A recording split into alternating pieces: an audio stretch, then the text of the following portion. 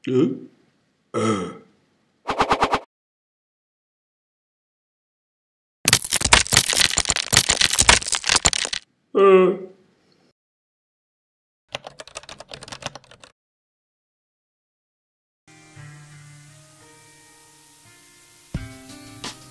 కథానాయకుడు రవితేజ తమ్ముడు భరత్ యాక్సిడెంట్లో చనిపోయిన విషయం మనందరికీ తెలిసిందే.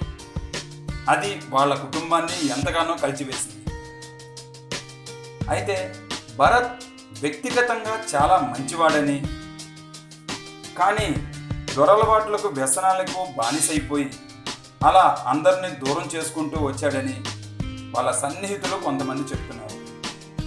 ఏది ఏమైనా కానీ భరత్ సుమారుగా ఒక 20 సంవత్సరాల క్రితం ఒక మంచి డబ్బున్న అమ్మాయితో ప్రేమలో పడి పెద్ద కుటుంబం కావడంతో వాళ్ళు ప్రతిఘటించడంతో వారి పెళ్లి పోసాని కృష్ణమురళి గారు పరుచూరి బ్రదర్స్ దగ్గర వర్క్ చేస్తున్న సమయంలో భరత్కి పరిచయం ఉండడం, ఆ టైంలో భరత్ ఒక అమ్మాయిని ప్రేమించాను, వారి పెద్ద కుటుంబం అంటే దానికి ధైర్యంగా పోసాని గారు నిలబడి వాళ్ళిద్దరు వివాహం కూడా జరిపించారు. అతి కొద్ది కాలంలోనే వారిద్దరూ విడిపోవడం జరిగింది. తర్వాత 4 ఏళ్ల క్రితం మరో అమ్మాయితో దగ్గరగా సన్నిహితంగా ఉంటూ తిరిగి వివాహం చేసుకున్నారట. ఆ అమ్మాయి కూడా ఎక్కువ రోజులు తనతో కాపురం చేయలేదట.